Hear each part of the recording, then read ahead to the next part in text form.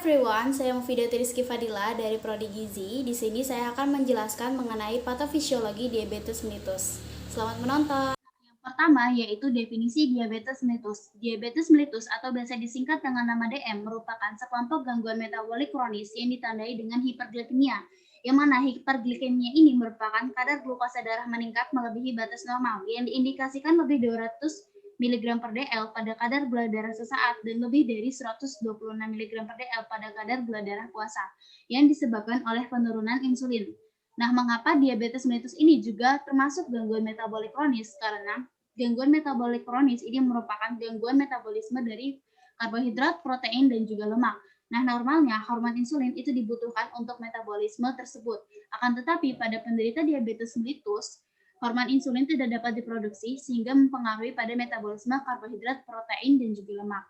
Nah, selanjutnya DM ini dibedakan menjadi dua tipe, yaitu DM tipe 1 dan DM tipe 2. Untuk DM tipe 1 ini biasanya terjadi pada usia anak-anak dan kasusnya mencapai 10% dari populasi dunia. Sedangkan pada DM tipe 2 ini biasanya terjadi pada usia dewasa lebih dari 45 tahun dan kasusnya mencapai 90% dari populasi dunia. Selanjutnya, klasifikasi diabetes mellitus itu ada 3, yaitu yang pertama DM tipe 1 yang merupakan destruksi atau kerusakan sel beta di pola Langerhans pada pankreas yang mengarah defisiensi atau kekurangan insulin secara mutlak atau absolut. Nah, DM tipe 1 ini disebabkan oleh autoimun atau idiopatik. Kemudian yang kedua yaitu DM tipe 2 yang disebabkan oleh resistensi insulin, yang artinya hormon insulin tetap dapat diproduksi akan tetapi tidak dapat bekerja dengan maksimal. Kemudian penyebab lainnya yaitu gangguan hepatic glucose production atau produksi glukosa hepatik secara berlebihan yang mengarah pada defisiensi atau kekurangan insulin relatif dan tidak absolut. Kemudian yang ketiga yaitu DM gestasional yang merupakan DM yang terjadi pada wanita hamil, biasanya terjadi pada usia kehamilan 6-9 bulan atau trimester ketiga. Hal ini terjadi dikarenakan pankreas mengalami kelelahan untuk memproduksi insulin yang cukup. Nah, ini disebabkan oleh hormon kehamilan yang mempengaruhi produksi insulin sehingga glukosa darah itu lebih tinggi daripada hormon insulin yang mengakibatkan penumpukan glukosa dalam pembuluh darah. Nah, terdapat beberapa gejala pada ibu hamil penderita DM gestasional, yaitu yang pertama, riwayat ibunya itu sudah obesitas atau gemuk. Jadi, ibu hamil itu sebelum dia hamil, dia sudah memiliki riwayat obesitas atau gemuk. Kemudian yang kedua, pola makan pada ibu hamil ini kurang tepat atau tidak teratur baik sebelum makan maupun sesudah makan. Dan yang ketiga, bagi ibu hamil yang sudah menderita DM gestasional, ini kemungkinan besarnya melahirkan anak dengan berat badan lebih dari 4 kg.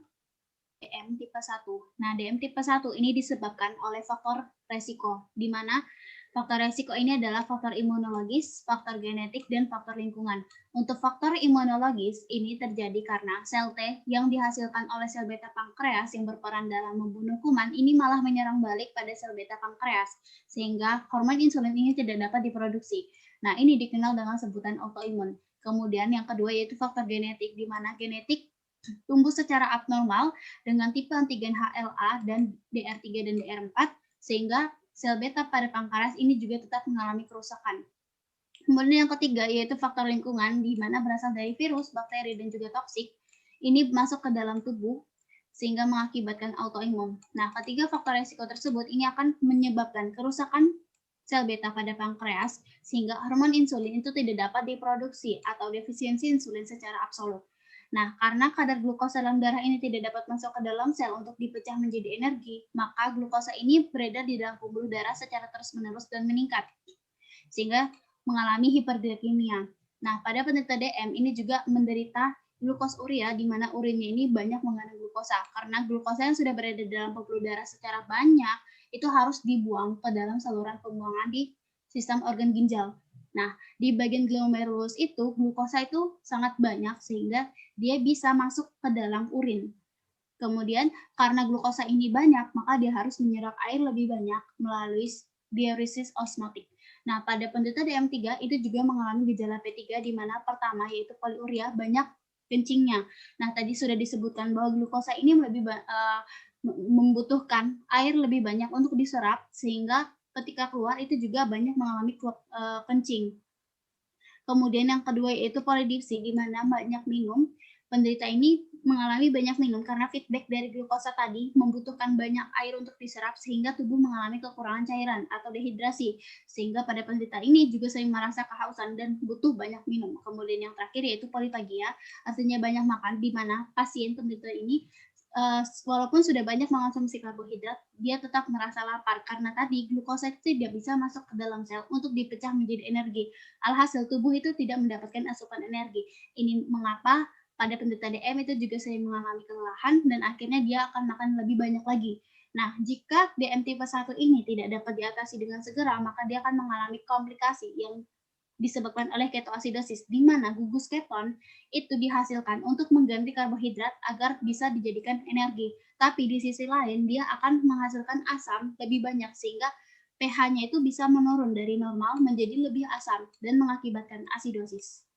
Selanjutnya, tipe 2, di mana ini agak berbeda dari DM tipe 1, perbedaannya hanya pada faktor risiko dan juga komplikasinya. Selebihnya mekanismenya ini juga sama. Untuk DM tipe 2, ini faktor risikonya yang pertama yaitu dari usia, di mana untuk DM tipe 2 ini sering terjadi pada usia dewasa yaitu dari 30 tahun sampai lebih dari 45 tahun. Kemudian faktor risiko kedua yaitu obesitas, yang artinya penggemukan di mana terjadi penimbunan lemak. Nah, ini juga dapat mengganggu pada kadar glukosa, di mana hormon insulin yang berperan dalam untuk membantu glukosa masuk ke dalam sel ini tidak bisa karena adanya penimbunan lemak. Alhasil, dia akan mengganggu pada reseptor.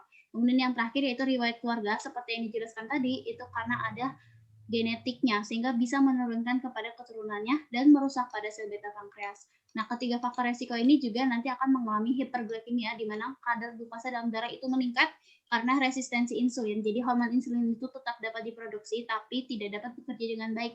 Alhasil pada penderita DM tipe 2 ini juga mengalami glukosuria, di mana urinnya itu terdapat glukosa. Nah, glukosa ini menyerap lebih banyak menggunakan air melalui sistem osmotik diuresis, dan alhasil tubuhnya itu mengalami kekurangan cairan atau dehidrasi. Nah, karena mengalami kekurangan cairan, maka dia akan hemokonsentrasi, di mana cairan elektrolit ini keluar dari pembuluh darah, dan pembuluh darah ini akan memekat, sehingga akan menyebabkan aterosklorosis, di mana pembuluh darah ini menyempit. Nah, apabila DM tipe 2 ini tidak dapat diobati segera, maka dia akan mengalami komplikasi, yaitu ada dua tipe yang mikrovaskular dan makrovaskular. Untuk mikrovaskular itu akan terjadi gangguan pada ginjal dan retina. Sedangkan untuk makrovaskular itu akan terjadi gangguan pada kulit, otak, dan juga jantung. Selanjutnya, untuk mengobati pada pasien penderita DM tipe 1 dan tipe 2, maka akan ada tata laksana diet, yaitu dengan cara yang pertama pemberian insulin. Nah, insulin ini ada 3 jenis, yaitu yang pertama insulin basal, insulin prandial, dan juga insulin campuran atau remix.